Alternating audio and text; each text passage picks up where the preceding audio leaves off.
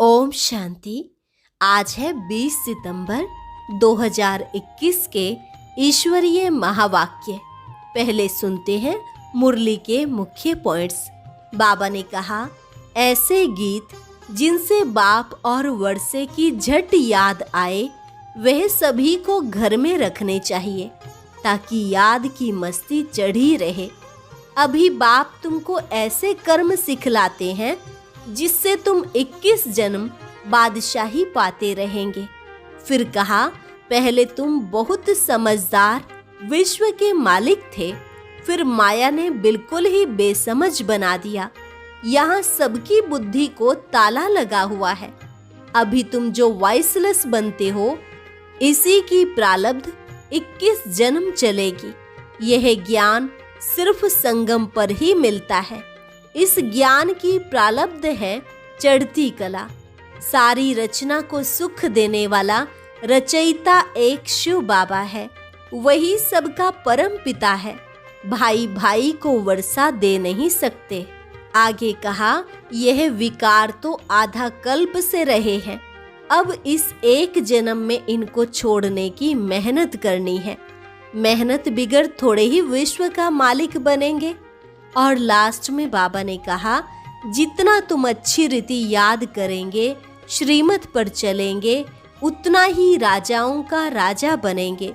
स्वयं को राजाई का तिलक देने के लिए अर्थात राजाई के अधिकारी बनने के लिए याद में रहने की मेहनत करनी है। और अब सुनते हैं महावाक्यों को विस्तार से। मुरली का सार। मीठे बच्चे, बाप आए हैं तुम्हें ऐसे श्रेष्ठ कर्म सिखलाने जिससे तुम 21 जन्म की बादशाही का वर्षा ले सको, अटल अखंड राज्य के मालिक बन सको। प्रश्न, गृहस्थियों और सन्यासियों के किस एक सिद्धांत में बहुत बड़ा अंतर है? उत्तर, गृहस्थियों का सिद्धांत है कि भगवान जरूर किसी न किसी रूप में आएगा, और सन्यासियों का सिद्धांत है कि ब्रह्म को याद करते करते ब्रह्म में लीन हो जाएंगे। अब बाप समझाते हैं, ब्रह्म में कोई लीन नहीं होता। आत्मा अमर है, वह लीन कैसे होगी? भगवान यदि आएगा तो जरूर टीचर बनकर शिक्षा देगा, प्रेरणा से तो ज्ञान नहीं देगा ना। गीत, तुम्हें पाके हमने जहां पा लिया है, जमी तो जमी आसमां पा लिया है। ओम शांति। मीठे मीठे रूहानी बच्चों ने यह गीत सुना। रूहानी बच्चे ही कहते हैं कि बाबा, बच्चे जानते हैं यह बेहद का बाप बेहद का सुख देने वाला है, अर्थात वह सभी का बाप है। उनको सभी बेहद के बच्चे आत्माएं याद करते हैं, किसी न किसी प्रकार से याद करते हैं, परंतु उनको पता नहीं है कि हमको उस परम पिता परमात्मा से कोई बादशाही लेनी है। तुम जानते हो, हमको जो बाप सतयुगी विश्व की बादशाही देते हैं वह अटल अखंड अडोल है। वह हमारी बादशाही 21 जन्म कायम रहती है। सारे विश्व पर हमारी राजाई रहती है, जिसको कोई छीन नहीं सकता, लूट नहीं सकता है। हमारी राजाई है अडोल, क्योंकि वहाँ एक ही धर्म होता है, द्वैत है नहीं। वह है अद्वैत राज्य। बच्चे जब गीत सुनते हैं तो अपनी राजाई का नशा बुद्धि में आना चाहिए। ऐसे ऐसे गीत घर में रहने चाहिए जिससे बाप और वर्षे की याद आती है। बाप की याद की मस्ती के गीत होने चाहिए। तुम्हारा सब है गुप्त। बड़े आदमियों के तो बहुत ठाठ होते हैं, तुमको कोई ठाठ नहीं है। तुम देखते हो जिसमें बाबा ने प्रवेश किया है उसमें भी कोई ठाठ की बात नहीं है। कपड़े आदि सब वही हैं। तुम बुद्धि से समझते हो कि बाबा ने इसमें प्रवेश किया है हमको यह राज्य भाग्य देने। यह भी बच्चे जानते हैं कि सारी सृष्टि में इस समय जो भी मनुष्य मात्र हैं, सब देह अभिमान में आकर अनराइटियस काम करते हैं, इसलिए बेसमझ कहा जाता है। सबकी बुद्धि को ताला लगा हुआ है। तुम कितने समझदार विश्व के मालिक थे, अभी माया ने बिल्कुल बेसमझ बना दिया है, जो कोई काम के नहीं रहे हैं। बाप के पास जाने के लिए यज्ञ तप बहुत करते हैं, परंतु मिलता कुछ नहीं, ऐसे ही धक्के खाते रहते हैं। परमात्मा को कोई भी जानते नहीं, सर्वव्यापी कह देते हैं। यह भी कितना रॉन्ग हो जाता है। पिता अक्षर बुद्धि में नहीं आता है, करके कोई कहते भी हैं, वह भी कहने मात्र। अगर परम पिता समझें तो बुद्धि एकदम चमक उठे। बाप स्वर्ग का वर्षा देते हैं, वह है हेवनली गॉड फादर। फिर हम कलयुगी नरक में क्यों पड़े हैं? अब हम मुक्ति, जीवन मुक्ति कैसे पा सकते हैं, यह किसकी बुद्धि में नहीं आता है। अभी तुमको समझ मिली है। बाबा ने हमको यह स्मृति दिलाई है, जब नई दुनिया, नया भारत था तो हमारा राज्य था। एक ही मत, एक ही भाषा और एक ही महाराजा महारानी थे। सतयुग में महाराजा महारानी, त्रेता में राजा रानी कहा जाता है। फिर द्वापर में वाम मार्ग शुरू होता है। फिर हर एक के कर्मों पर मदार है। कर्मों अनुसार एक शरीर छोड़ दूसरा लेते हैं। अभी बाप कहते हैं, मैं तुमको ऐसे कर्म सिखाता हूँ जो 21 जन्म बादशाही ही पाते रहेंगे। भल वहाँ भी हद का बाप मिलता है, परंतु वहाँ यह ज्ञान नहीं रहता कि यह राजाई का वर्षा बेहद के बाप का दिया हुआ है। फिर द्वापर से रावण राज्य शुरू होता है तो विकारी संबंध हो जाता है। फिर जैसे जैसे कर्म वैसा फल मिलता है। देवता वाम मार्ग में चले जाते हैं। फिर सतयुग का सब खलास हो जाता है। फिर कर्मों अनुसार जन्म लेते हैं। भारत में पूज्य राजाएं थे तो पुजारी राजाएं भी थे। सतयुग में राजा रानी और प्रजा सब पूज्य होते हैं। फिर जब द्वापर में भक्ति शुरू होती है तो यथा राजा रानी तथा प्रजा पुजारी बन जाते हैं। बड़े राजा जो सूर्यवंशी थे वही पुजारी बन जाते हैं। फिर वैश्यवंशी बन जाते हैं। अभी तुम वाइसलेस बनते हो। उसकी प्रारब्ध फिर 21 जन्म चलती है। फिर भक्ति मार्ग शुरू होता है। जो जो पूज्य देवी देवता होकर गए हैं उन्हों के मंदिर बनाकर उनकी पूजा करते हैं। यह सिर्फ भारत में ही होता है। यह 84 जन्मों की कहानी जो बाप सुनाते हैं, यह भी भारतवासियों के लिए है और धर्म वाले आते ही बाद में हैं। फिर तो वृद्धि होते होते ढेर के ढेर हो जाते हैं। वैरायटी भिन्न भिन्न देवी देवताओं की रस्म रिवाज थी, वह भारत के गुरुओं की नहीं है। आधा कल्प बाद रावण राज्य शुरू होने से सारी रस्म रिवाज ही बदल जाती है। फिर पूज्य से पुजारी बन जाते हैं।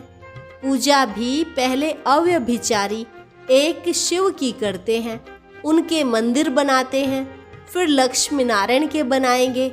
एक ने लक्ष्मी नारायण का मंदिर बनाया तो दूसरा भी बनाएंगे। फिर राम सीता के मंदिर बनाने लग पड़ेंगे। फिर कलयुग में देखा गणेश, हनुमान, चंडिका देवी आदि आदि के अनेक देवियों के चित्र बनाते रहते हैं। भक्ति मार्ग के लिए सामग्री भी चाहिए ना। जैसे बीज कितना छोटा होता है, झाड़ कितना बड़ा होता है, वैसे भक्ति का विस्तार हो जाता है। ढेर के ढेर शास्त्र बनाए जाते हैं।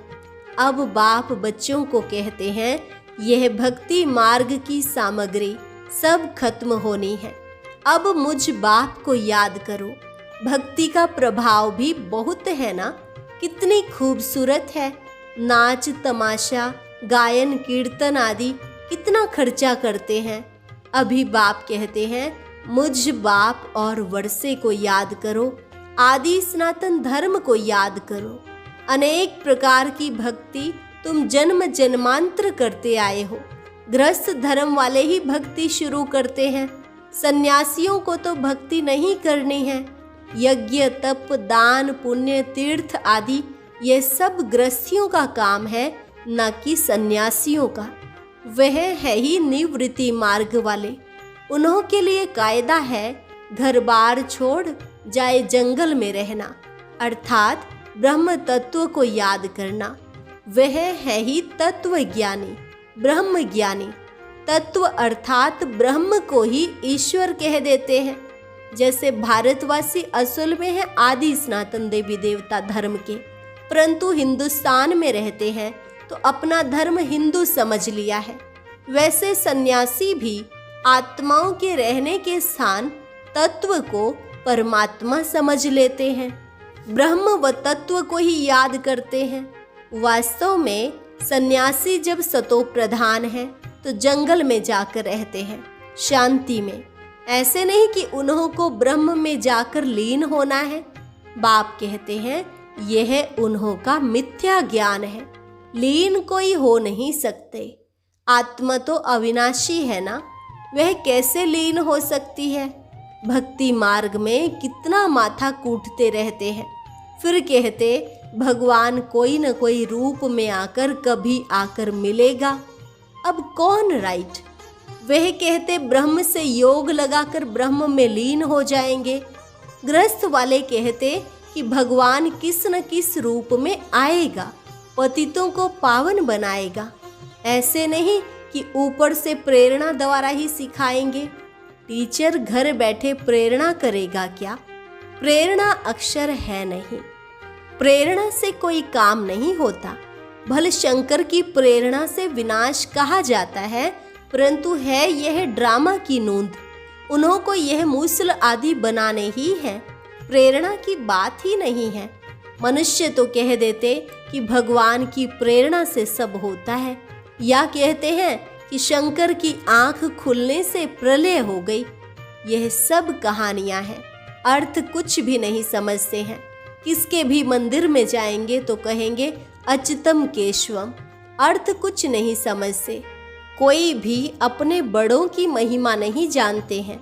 धर्म स्थापक को गुरु कह देते हैं, वास्तव में उनको गुरु कहना रॉन्ग है। क्राइस्ट कोई गुरु थोड़े ही है, वो तो सिर्फ धर्म स्थापन करने आते हैं। गुरु उनको कहा जाता है जो सदगति करे। वह तो धर्म स्थापन करने आते हैं, उनके पिछाड़ी उनकी वंशावली आती है। सदगति तो किसकी करते ही नहीं, तो उनको गुरु कैसे कहेंगे? गुरु तो एक ही है जिसको सर्व का सदगति दाता कहा जाता है। भगवान बाप ही आकर सर्व की सदगति करते हैं, मुक्ति जीवन मुक्ति देते हैं। उनकी याद कभी किससे छूट नहीं सकती। मनुष्य हे भगवान हे ईश्वर कहे एक बाप को ही याद करते हैं, क्योंकि वह है सर्व का सदगति दाता। बाप समझाते हैं यह सारी रचना है, रचयिता बाप मैं ही हूँ। सबको सुख देने वाला, वर्षा देने वाला एक ही बाप ठहरा। भाई भाई को वर्षा दे नहीं सकते, वर्षा हमेशा बाप से मिलता है। मैं सभी बेहद के बच्चों को बेहद का वर्षा देता हूँ, इसलिए ही मुझे याद करते हैं हे परमात्मा क्षमा करो। समझते कुछ भी नहीं। बाप कहते हैं मैं कोई इन्हों के पुकारने से नहीं आता हूँ, यह तो ड्रामा में बना हुआ है। ड्रामा में मेरे आने का पार्ट भी नूंधा हुआ है। अनेक धर्म विनाश, एक धर्म की स्थापना। व कलयुग का विनाश, सतयुग की स्थापना करनी होती है। मैं अपने समय पर आपे ही आता हूँ। यह भक्ति मार्ग का भी ड्रामा में पार्ट है। अब जब भक्ति मार्ग का पार्ट पूरा होता है तब आया हूँ। कल्प पहले भी बाबा आप ब्रह्मा तन में आए थे। यह ज्ञान अभी तुमको मिलता है, फिर कभी नहीं मिलेगा। यह है ज्ञान, वह है भक्ति। ज्ञान की प्रारब्ध है चढ़ती कला। कहा जाता है सेकंड में जीवन मुक्ति। जनक को सेकंड में जीवन मुक्ति मिली थी, लेकिन क्या एक जनक ने ही जीवन मुक्ति पाई? जीवन मुक्ति तो सब पाते हैं ना, सारे विश्व पाती है।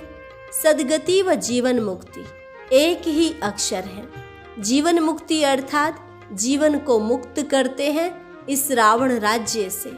बाबा जानते हैं बच्चों की कितनी दुर्गति हो गई है, बिल्कुल ही दुखी हो गए हैं। उन्हों की फिर सद्गति होनी है। पहले मुक्ति में जाकर फिर जीवन मुक्ति में आएंगे, शांति धाम से फिर सुख धाम में आएंगे। यह चक्र का राज बाप ने समझाया है। बाप कहते हैं इस समय सारे सृष्टि का झाड़ जड़जड़ी भूत तमो प्रधान हो गया है, इसलिए कोई भी अपने को आदि सनातन देवी देवता धर्म का समझते नहीं है। आदि सनातन देवी देवता धर्म के थे क्योंकि देवताएं पवित्र थे। हम अपवित्र पतित अपने को देवता कैसे कहलाएं? इसलिए कहा जाता है इन विकारों को छोड़ते जाओ। यह विकार आदि आधा कल्प से रहे हैं, अब एक जन्म में इनको छोड़ना, इसमें मेहनत लगती है।